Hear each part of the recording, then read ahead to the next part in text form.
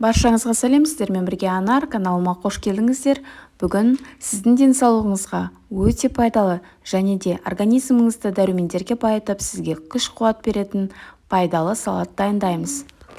Салат тәтті ме екен? Иә, тәтті. Рахмет, мама. Ас болсын. Бізге қажетті заттар банан, анар, алмұрт, апельсин және де йогурт қажет болады.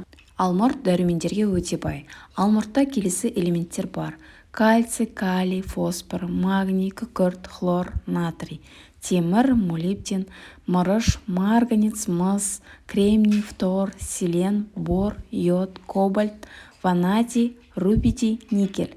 Ал дәрумендер болса В, В1, В2, В3, В5, В9, В12, С витамині және калий, Е витаминдері бар. Алмұрттың жалпы ана мен баланың организмдері үшін